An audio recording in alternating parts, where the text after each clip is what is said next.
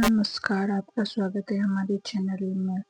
अगर चैनल पर नए हैं तो वीडियो को लाइक और शेयर जरूर करें। चैनल को सब्सक्राइब करना ना भूलें। धन्यवाद। आइए शुरू करते हैं बृहस्पति देव की कहानी। प्राचीन काल में एक बहुत ही निर्धन ब्राह्मण रहता था। उसकी कोई संतान नहीं थी। वह नित्य पूजा पाठ करता। उसकी स्त्री ना स्नान करती, ना ही किसी देवता का पूजन करती। इस कारण ब्राह्मण देवता बहुत दुखी रहते थे।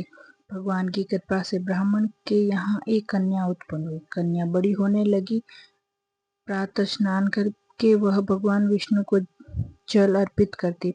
बृहस्पतिवार का व्रत भी करने लगी। पूजा पाठ समाप्त कर पाठशाला जाती तो उसकी मुट्ठी में जौ भर के ले जाती और पाठशाला के मार्ग में डालती जाती। लौटते समय वही जौ स्वर्ण के हो जाते तो उसको बिनकर घर ले आती। एक दिन वह बालिका सूप में उन सोने की जौ को फटकार कर साफ कर रही थी। तभी उसकी माँ ने देख लिया और कहा कि हे बेटी, सोने की जो जौ फटकने के लिए सोने का सूप भी तो होना चाहिए।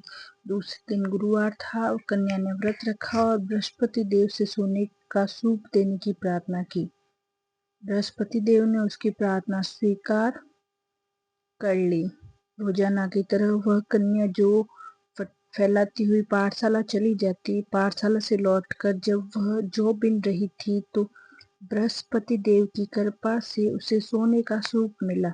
उसे वह घर ले आई और उससे जौ साफ करने लगी, परंतु उसकी माँ का वही ढंग रहा। एक दिन की बात है, कन्या सोने के सूप से जब जौ साफ कर रही थी, उस समय वह नगर का राजकुमार वहां से निकला।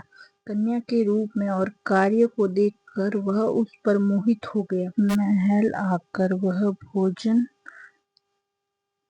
जल त्याग कर उदास होकर लेट गया। राजा को जब राजकुमार द्वारा अन्न जल त्यागने का समाचार ज्ञात हुआ तो अपने मंत्रियों के साथ वह अपने पुत्र के पास गया और कारण पूछा। राजकुमार ने राजा को उस लड़की के घर का पता भी दिया।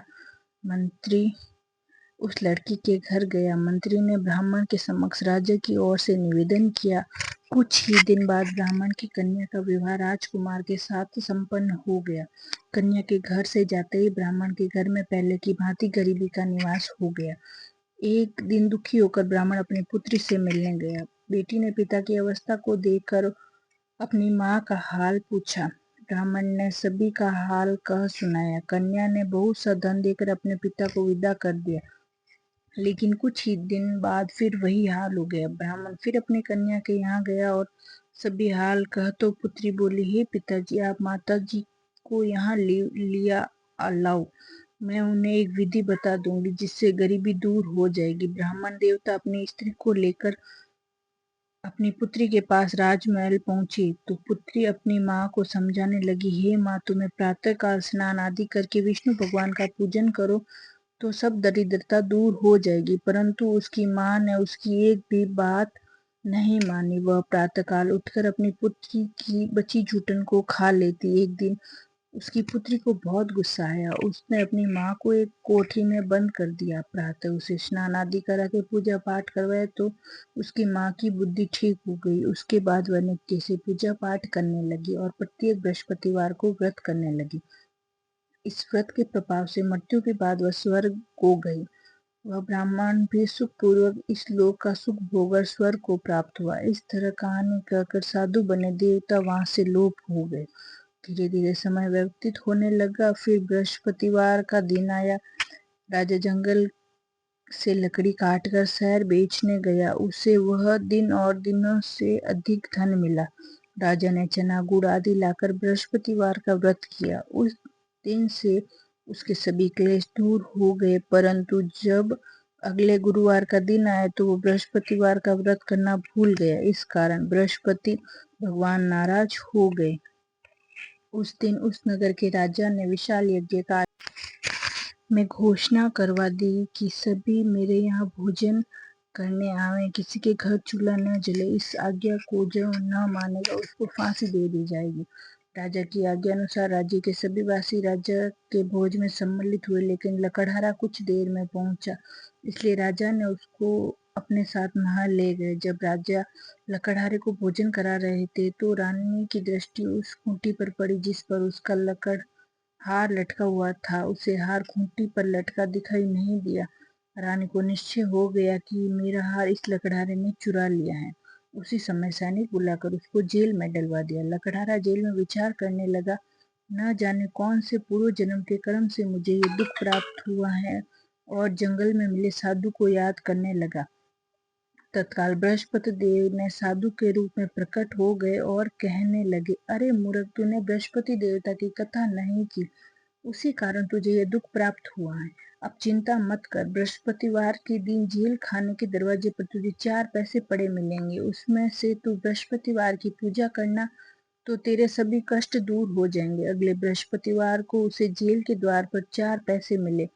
राजा ने पूजा का सामान मंगवाकर कथा कही और प्रसाद बांटा। उसी रात्रि में बृहस्पति देव ने उस राजा को स्वप्न में आकर कहा, हे राजा, तुझे जिसे जेल में बंद किया उसे कल छोड़ देना, वह निर्दोष है। राजा ने प्रातःकाल उठा और खूंटी पर हार टंगा देखकर लकड़हारे को बुलाकर क्षमा मांगी तथा राजा के योग्य सुंदर वस्त्र आभूषण भेंट करके उसे विदा किया। गुरुदेव की आज्ञा अनुसार राजा अपने नगर को चल दिया। राजा जब नगर के निकट पहुंचा तो उसे बड़ा ही आश्चर्य हुआ। नगर में पहले से अधिक बाग, तालाब, कुएं तथा बहुत धर्मशालाएं, मंदिर आदि बने हुए थे। राजा ने पूछा कि यह किसका बाग और धर्मशालाएं हैं। तब नगर के सब लोग कहने लगे, यह रानी और दासी द्वारा बनवाए गए हैं। राजा को आश्चर्य हुआ और गुस्सा भी आया कि उसकी अनुस्तुति में रानी के पास इतना धन कहाँ से आया होगा। जब रानी ने यह खबर सुनी तो राजा आ रहे हैं तो उसने अपनी दासी से कहा, हे दासी, देख, राजा हमको कितनी बुरी हालत में छोड़ गए। वह हमारी ऐसी हालत देख लौट न जाए, इसलिए तू दरवाजे के पास खड़ी हो जा।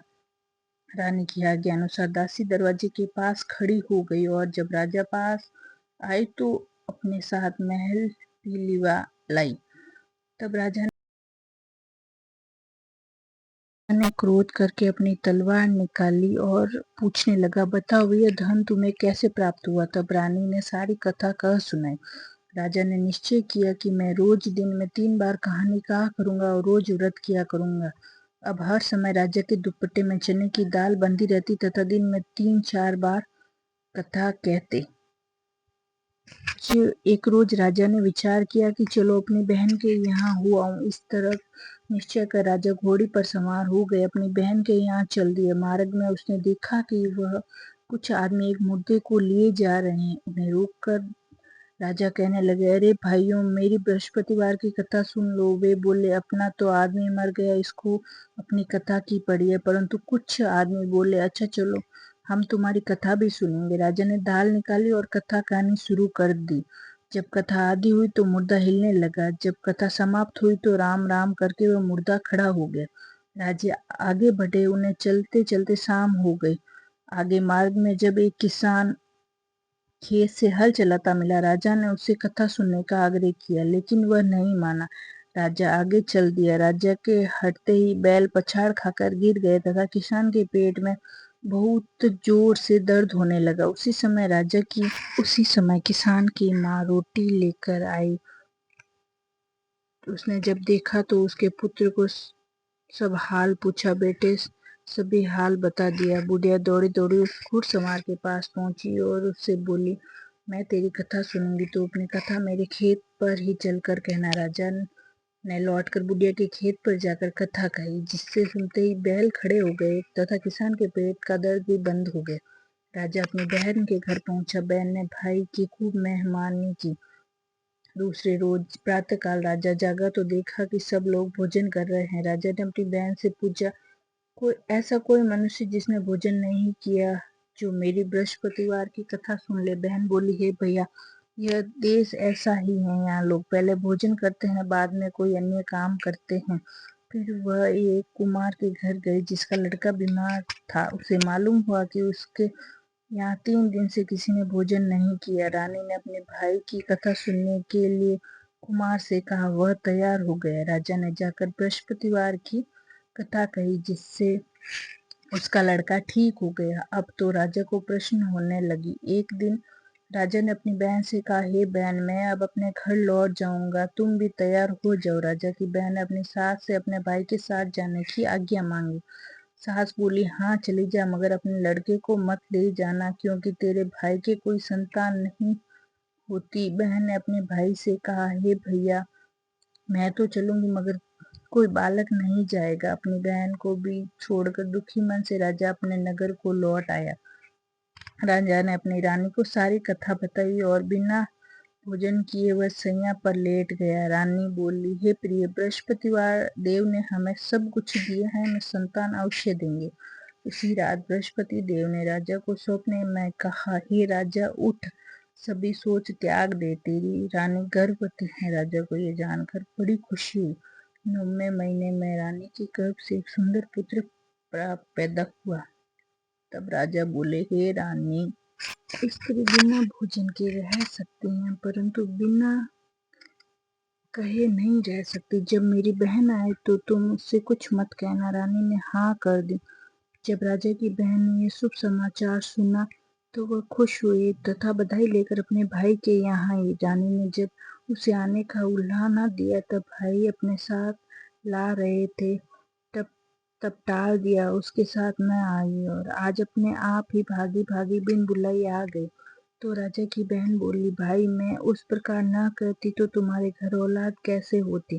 बृहस्पति देव सभी मनोकामनाएं पूर्ण करते हैं जो सद्भावना पूर्व बृहस्पतिवार का व्रत करते हैं तथा कथा पढ़ता है अथवा सुनता है और दूसरों को सुनाता है। बृहस्पति देव उसकी सभी मनोकामनाएं पूर्ण करते हैं, उसकी सदा रक्षा करते हैं। जो संसार में सद्भावना से गुरुदेव का पूजन व्रत सच्चे हृदय से करता है, उसकी सभी मनोकामना वैसे ही पूर्ण होती है जैसी सच्ची भावना से रानी और राजा ने बृहस्पति देव की कथा का गुणगान किया।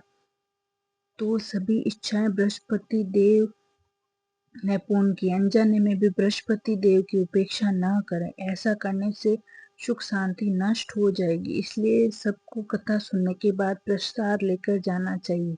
हृदय से उसका मनन करते हुए जयकारा बोलना चाहिए।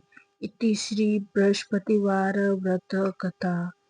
हे भगवान, जैसे बृहस्पति देव ने राजा और रानी की मनोकामना पूर्ण की है, वैसे ही सुनने वालों और कहने वालों की पूर्ण करना।